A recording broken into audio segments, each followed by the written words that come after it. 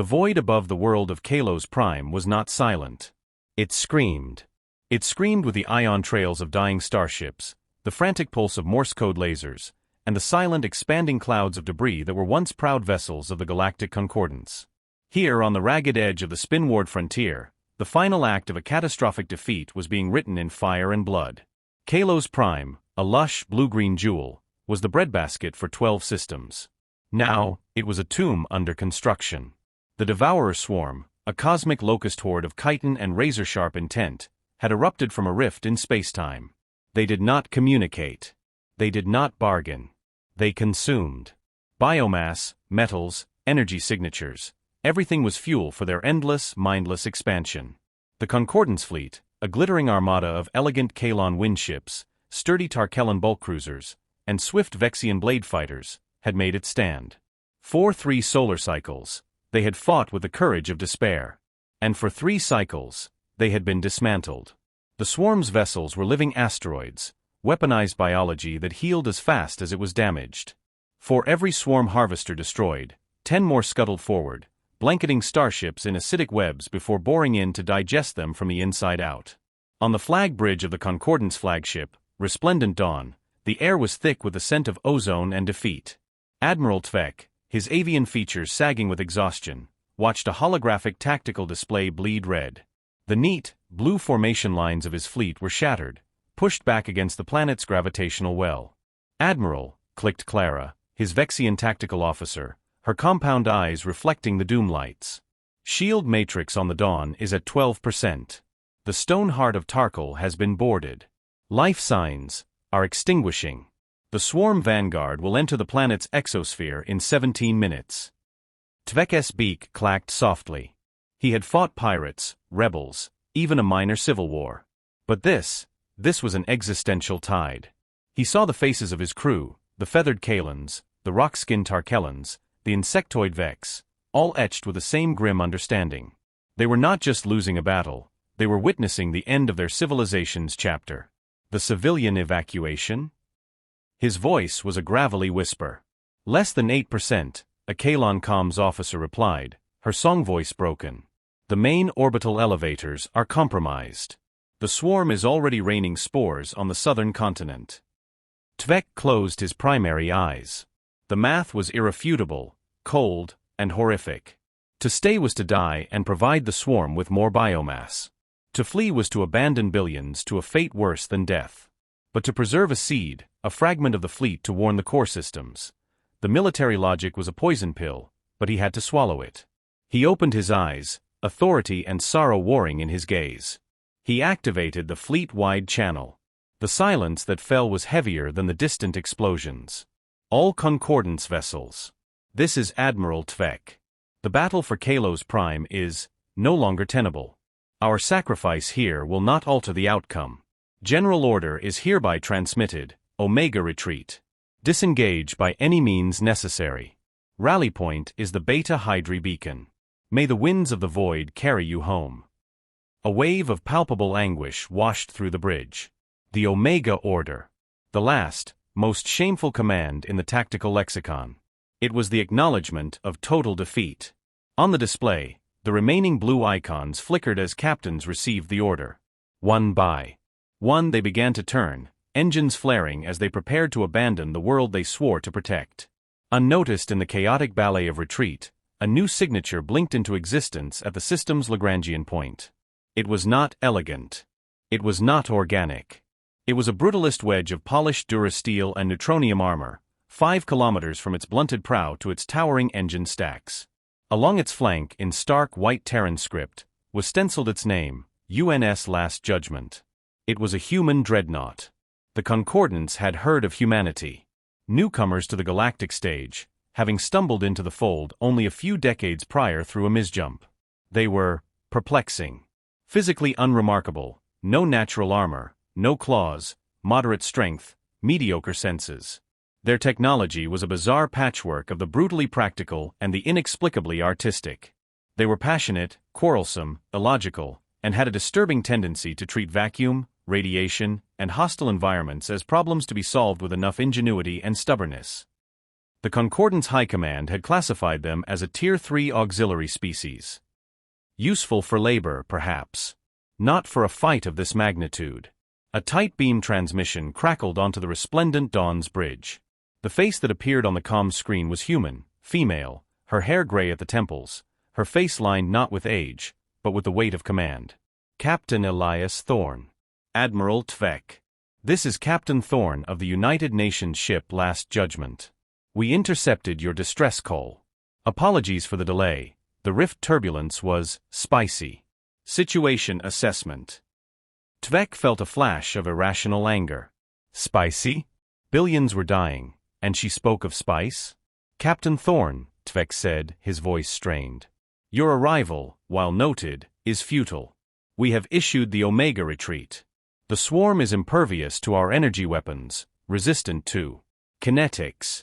They outmass us 20-1. Preserve your vessel. Fall back with the remnants of my fleet. Thorne's expression didn't change. She glanced off-screen at someone, then back. Retreat, Admiral. I'm looking at your TAC feed. Your civilian evacuation hasn't broken 10%. You're asking us to leave them. It is the only logical course. Clara, the Vexian officer, hissed, her mandibles clicking in distress. To remain is illogical. It is suicide. The swarm learns, adapts. Your single ship, impressive as its mass may be, will be a mere delay. A scrap of metal for them to consume. A faint, almost imperceptible smile touched Thorne's lips. It held no humor. Lieutenant Clara, is it? We humans have a saying. Sometimes the only way out is through. Tvek's crest flared. Through? Through what? The swarm armada? You propose a charge? Your bravado is a monument to your species' naivete. You will die, and you will accomplish nothing. Admiral, Thorne said, her tone cooling into something as hard as her ship's hull. You issued your order. This is my ship. I will now issue mine. Last Judgment will advance. We will draw the swarm's primary focus. You will use that time to reprioritize the evacuation. Get every soul you can off that planet. You are insane.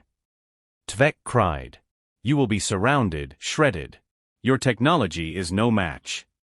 Thorne leaned forward, her eyes like chips of flint. You keep talking about your technology. Your logic. Where has it gotten you? She cut the transmission. On the bridge of the Last Judgment, the atmosphere was a study in focused calm. The lighting was softer, the stations laid out in a utilitarian arc. Crew spoke in low, professional tones. Captain Thorne turned from the screen to her XO, Commander Eris.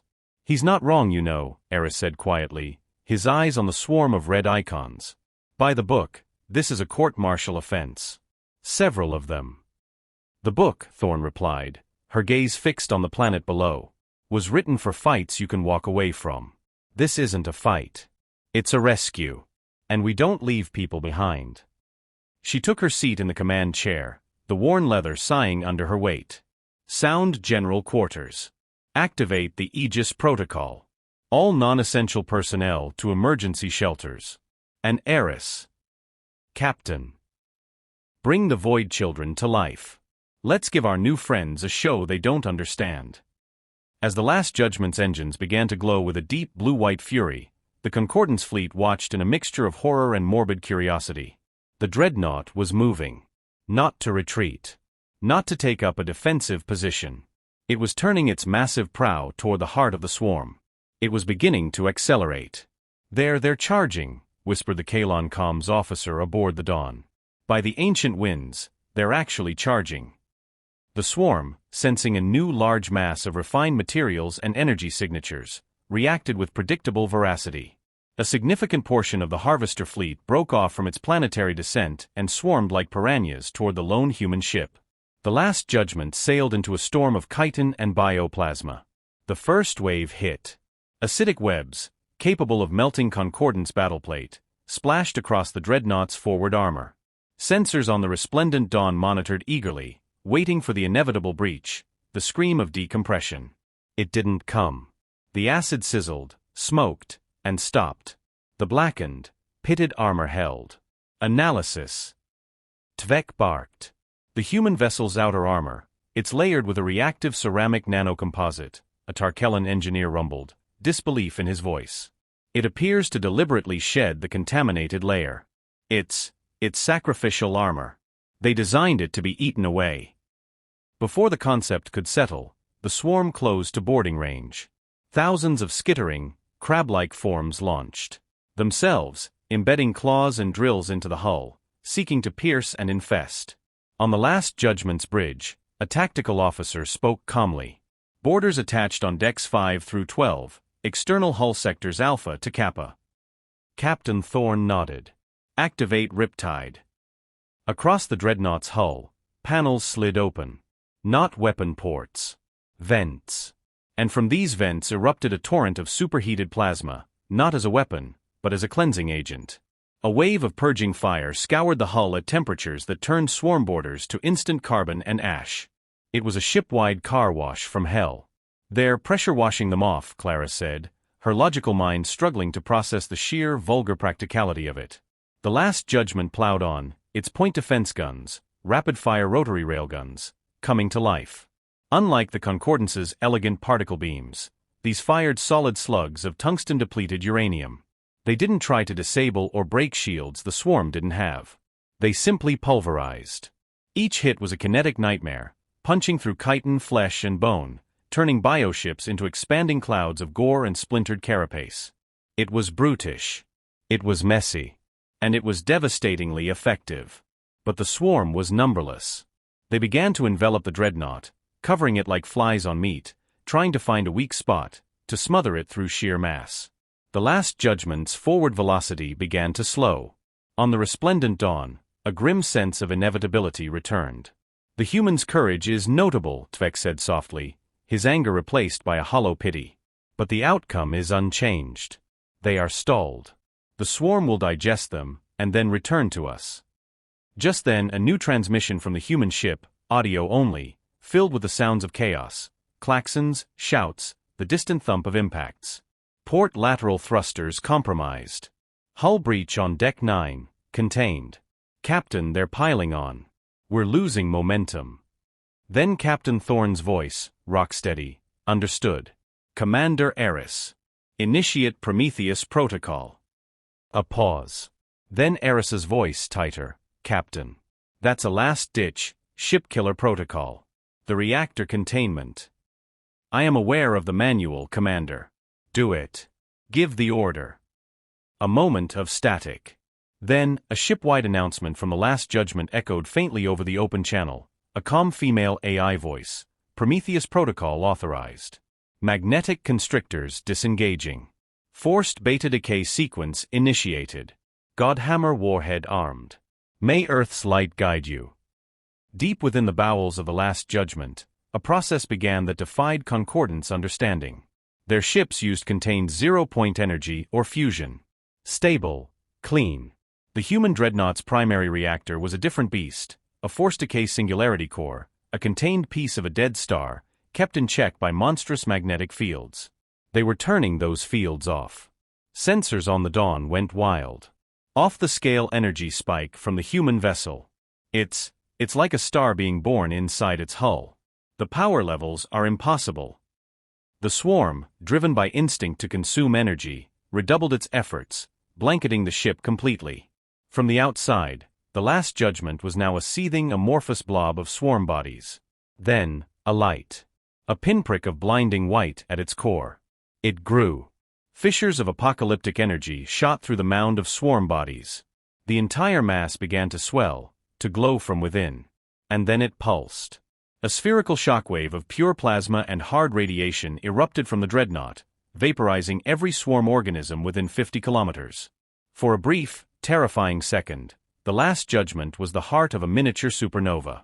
The light washed over the retreating Concordance ships, casting long, stark shadows. When the glare faded, the space around the human ship was scoured clean. The Last Judgment itself was a mangled wreck. Entire sections of its distracted swarm flank, protecting the suddenly viable escape routes. Thousands, then millions of lives were given a second chance.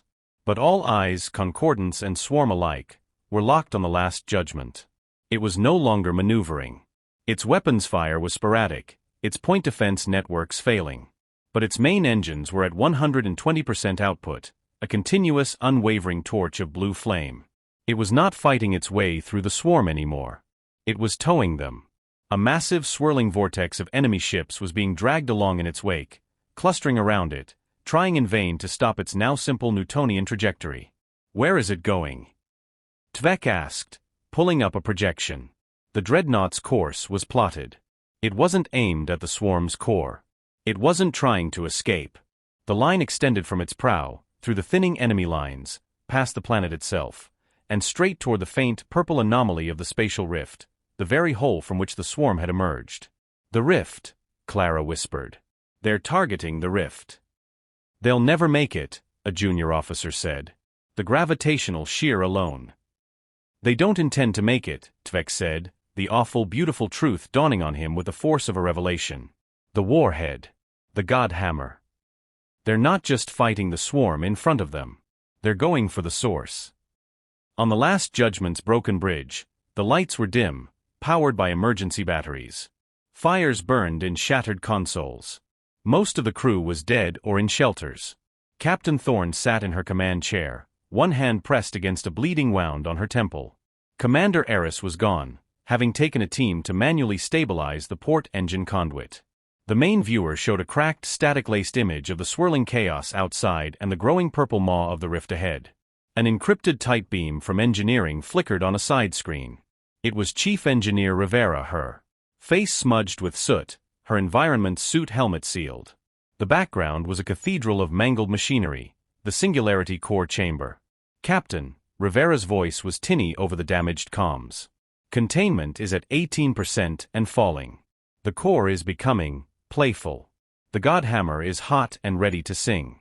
But I gotta be straight with you, the magnetic guide we rigged is fried.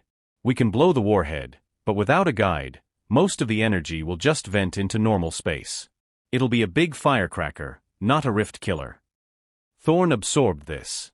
A final, cruel twist. They had come this far, sacrificed so much, only to fail at the last moment because of a broken targeting system. She looked at the image of the rift. It pulsed, vomiting forth more swarm units. They were so close. "How do we guide it, Chief?" Rivera was silent for a long moment.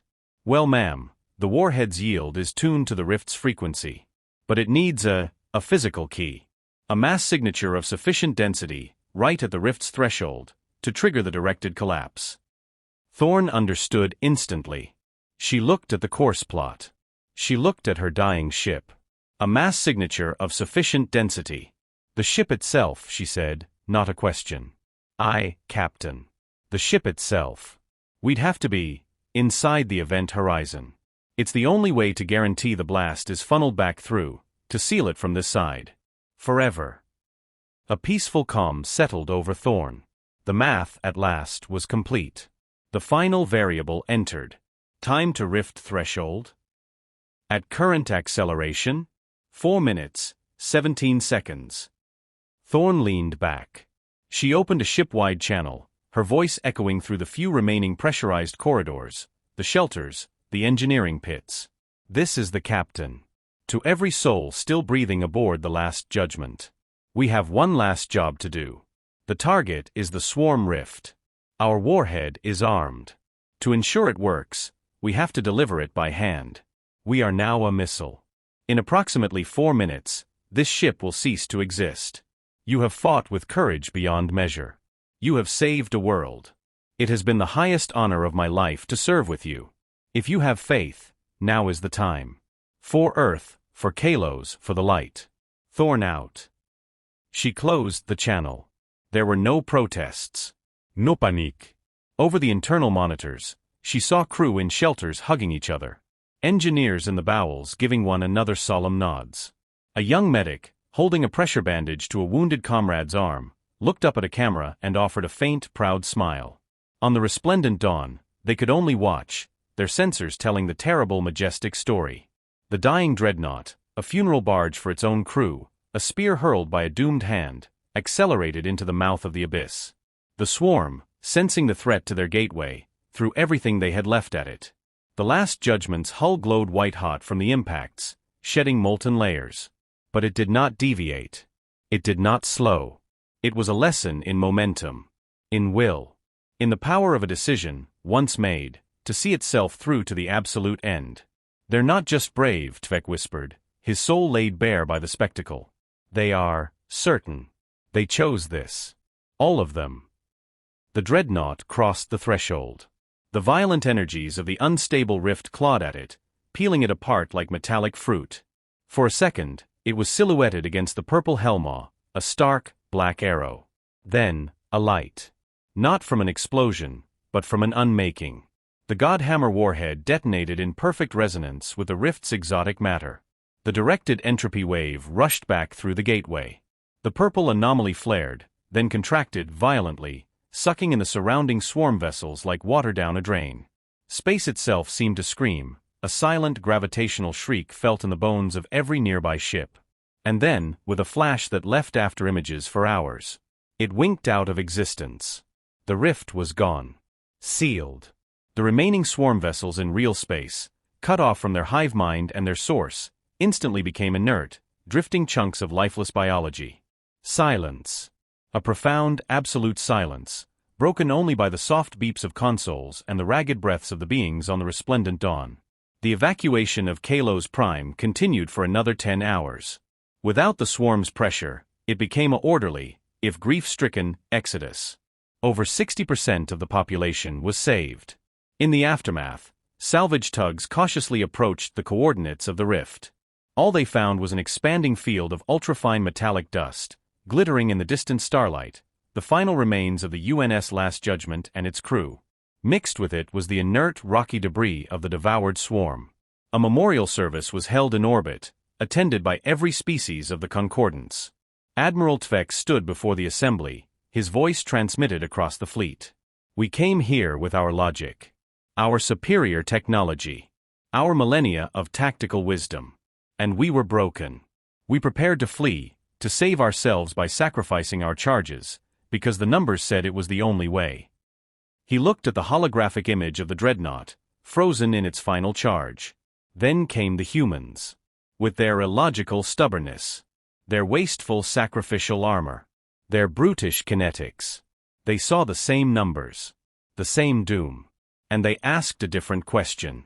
Not how do we save ourselves, but how do we save them? He paused, the weight of the truth heavy upon him. They did not have better weapons. They had a better reason. They fight not for territory, or resources, or even glory. They fight for the person next to them. For the strangers on a world they'd never seen. They define victory not by what they destroy, but by what they preserve. And when the calculus of survival demands a price, they do not haggle. They pay it. In full. With a smile that has no humor, only resolve. The image shifted to the last known visual of Captain Thorne, from her initial transmission. A determined, weathered face. We called them Tier 3. Auxiliaries. We patronized them for their passion, their chaos, their sentimentality. We were fools. They are not weaker for their compassion. It is the forge that tempers their courage into something unbreakable. They are not illogical. They operate on a logic deeper than survival, the logic of kinship. The logic of no one left behind. He turned to face the representatives of humanity, a lone diplomatic cruiser that had arrived after the battle. Its captain, a young woman with red-rimmed eyes, stood at attention. Your people, Tvek said, his voice dropping to a reverent whisper, took a hammer to the universe's indifference. You looked into the mouth of oblivion, and instead of a scream, your answer was a spear. You taught us that sometimes, retreat is not wisdom. Sometimes, the only command worth giving is forward. The memorial ended not with a mournful dirge, but with a recording the Last Judgment had automatically broadcast in its final seconds. It was not the sound of panic or prayers. It was a sound that confused every species present, until the translation matrix provided a footnote, Terran communal bonding ritual/morale maintenance activity. It was singing. Rough, off-key, echoing through torn corridors. 100 voices, from a dozen human nations, united in one final defiant song as they hurtled into eternity. The words were simple, an ancient warrior's ode. The song ended. The transmission cut to the eternal static of the grave. In that silence, standing amidst the glittering dust of heroes, the galaxy learned a new fear. Not a fear of human aggression, but a fear of ever giving them a reason to point the dreadnought at you. And they learned a new awe. An awe for the terrifying, beautiful truth that when a human says, "I will hold this line," they do not mean until it is prudent to retreat. They mean until the line, or they, are gone. And for the first time, the galaxy understood what it truly meant to be human. If this story of sacrifice, of a courage that redefines the possible, moved you, then remember it. Speak their names. Carry their certainty into your own darkness. And for more tales of humanity's stubborn light in the cosmic dark, subscribe for more humanity, fuck yes stories from the stars.